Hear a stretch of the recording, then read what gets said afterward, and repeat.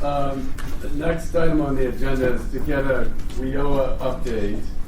And so I'm going to turn this over to Annie and Abby Shepard, who is an attorney working with us and helping us. Yeah.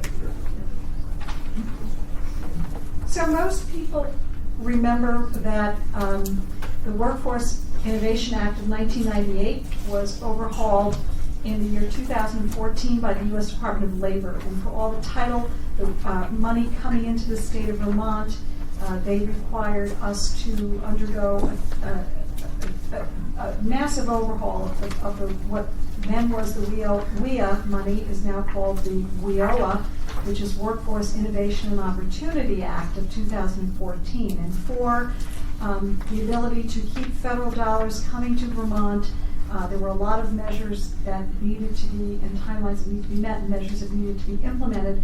The most significant was to determine how Vermont would institute the WIOA plan, and the options that were provided to each state was to do either a unified plan or a combined plan. Don't get caught up in the details. Just know that we were given some, I think, very good advice by the U.S. Department of Labor in Boston, Region 1, of whom Linda Tarver is a member. She's on the phone with us today.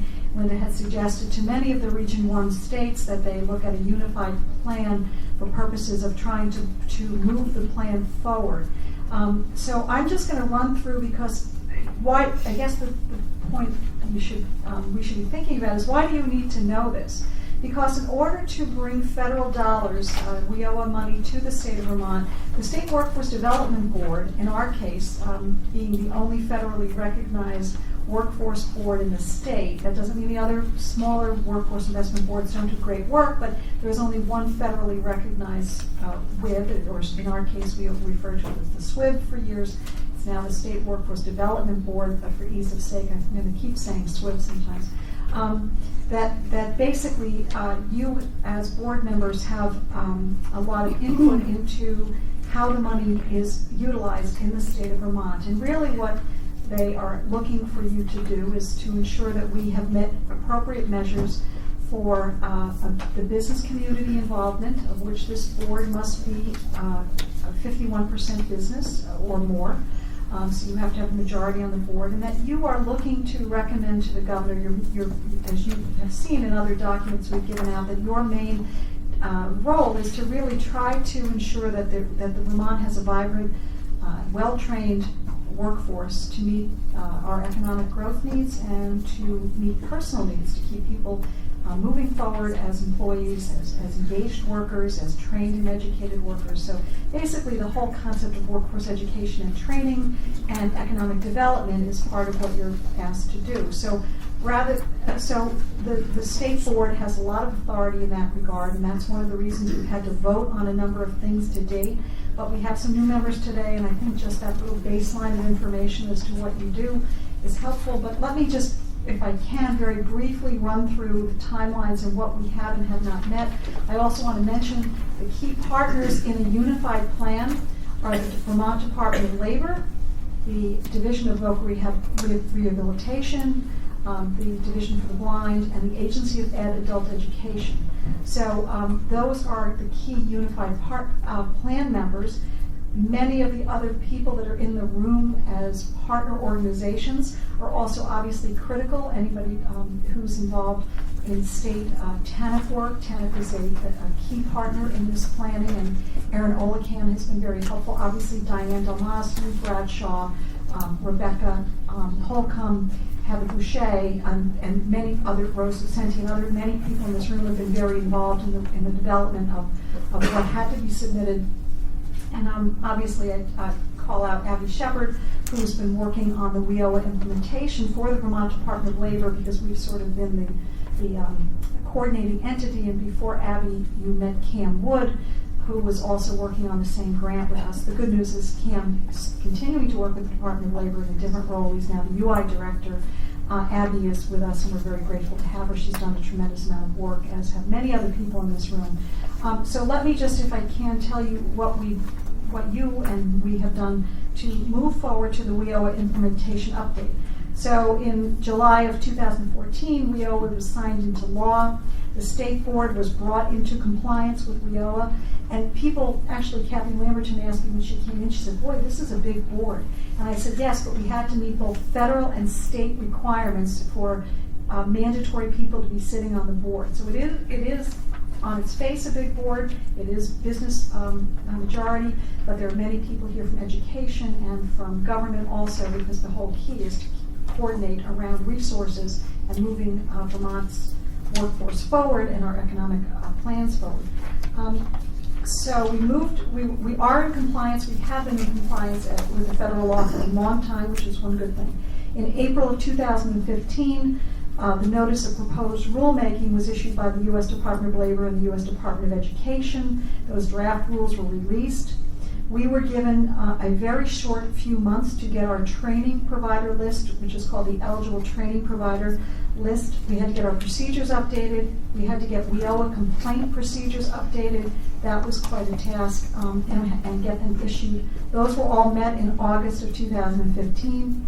In December of 2015, this body approved the governance document for the board. The State Workforce Development Board governance document was brought here and approved by this group. In February of 2016, the board again worked, and they approved an MOU with the Vermont Department of Labor designating the Department of Labor as the one-stop operator to provide administrative support and as a service provider for many of the programs that are funded under the WIOA money. In April of 2016, the Vermont Unified State Plan had to be submitted. I think the most interesting thing about that plan is that we had to put that plan together before the federal regulations were issued. So when we would say to, Linda, don't take offense at this, I know you're on the phone, but when we would say to the U.S. Department of Labor, so what do we do about certain pieces that had to be submitted in the plan, we were basically told, in essence, take your best guess as to where we might be going on some of these things. So it was an interesting plan development because we did not have the federal regs issued, and the details were sort of left up to us to try to do our best guess. The good news is we did submit an over 300-page plan. I think everybody's had the links to that. I think some of you have probably even read it. And we bless you if you did, but it was put together. Thank you for input. We also had a lot of input. Of course, it was public document, comment, and all of that. In June of 2016, Act 157, a miscellaneous economic development bill, was signed into law, which amended Title 10 of Vermont statutes to align the State Workforce Board with provisions of WIOA. So we had to clean up state statute. In the end of June of 2016, on June 29th, the U.S. Department of Labor told us which identified deficiencies in the plan. At the same day, the final rules were made public, but they were not officially published.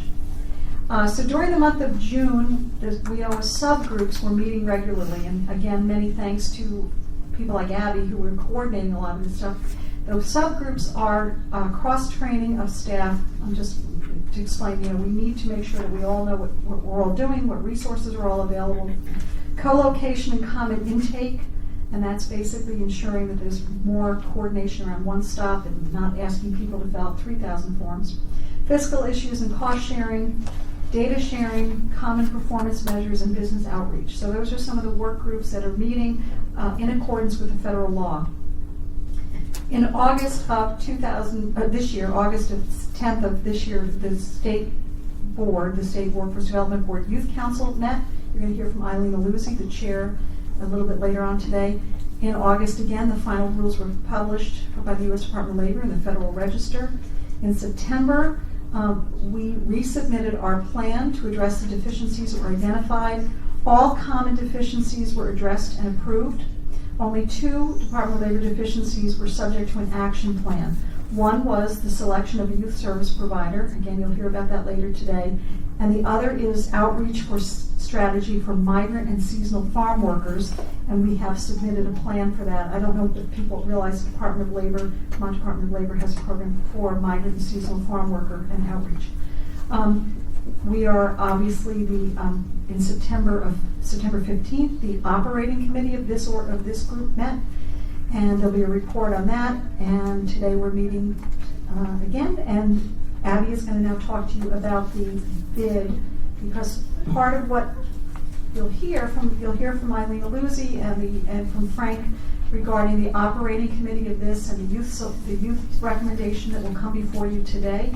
But further than that, one of the things that was required by the U.S. Department of Labor was for procurement for WIOA, adult and dislocated worker services, and one-stop operators. So you will hear from Abby as to what that's involved. I cannot speak to that because obviously I have an interest in people like Rose Lucenti and I, which are both members of this today. As things come up, you'll see us abstain because obviously there's some conflict there. So we will, I'm going to have Abby talk to you about the process with the RFP because it's I think it's interesting and you obviously need to know that. So hello everyone, I'm Abby Shepard. I'm working on WIOA implementation through a federal grant.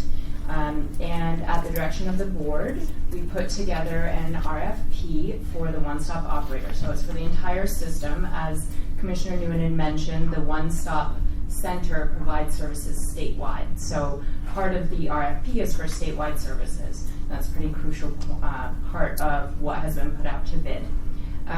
So the reason why this went out to bid, the board did officially designate the Department of Labor as the one-stop operator back in February. But when the final rules came out, they made it very clear that the one-stop operator had to be selected either competitively or through sole source. There was no simple designation. So the MOU provision is no longer fully valid after July 1st of next year. So that's why the RFP had to be put before the board.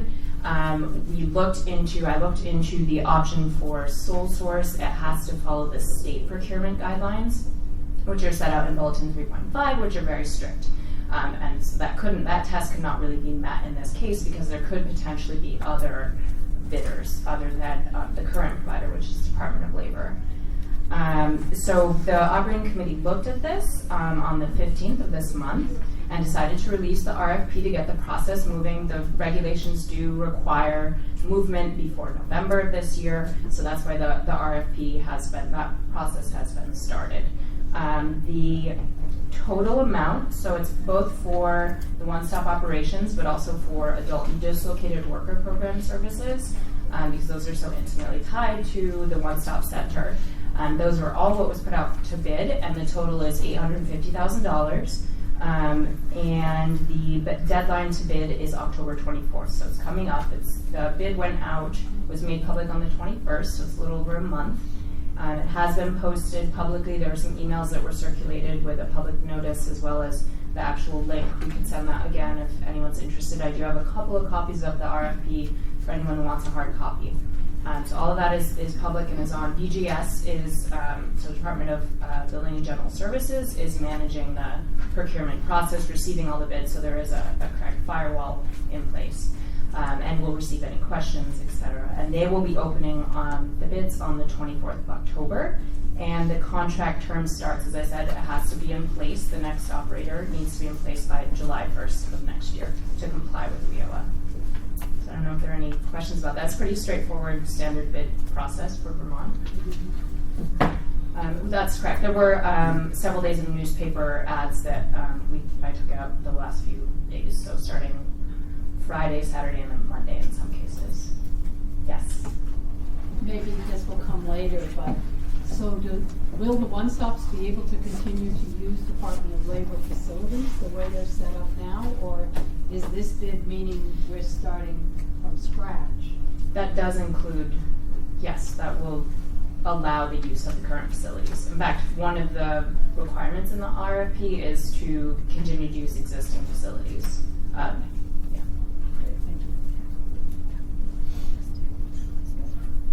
Any other questions on the phone? Okay, great. Great. Thank you. We had the operating committee go through a lot of the bureaucratic stuff that you were getting inundated with when we first started, and we thought that, I looked at your eyes saying, if we have one more meeting with all this bureaucracy, we're going to mutiny. So anyway, the operating committee met and we got through our agenda very efficiently. And I think we're on a pathway, but this bidding process is one thing that we have to do. It's in process. We'll hope to wrap it up by the end of this month, if at all possible. So that and a number of other things. We need to take action on a couple things today, and the minutes of our 2 previous meetings have been sent to you, so we need affirmative votes on the minutes, and I would entertain a motion to approve the minutes of the previous meeting. Motion by Tom. Is there a second? 7 seconds. Thanks, Kurt. Any discussion, edits on them? Hearing none, all those in favor, please say aye. Aye. Opposed, no. Abstained? Okay, great. And now, the other thing that we have to act upon is the youth provider recommendations. I'm going to let Eileen Aluzzi, who chairs that group for us, make the presentation and the proposal to you, so that we can get it on the floor, discuss it, and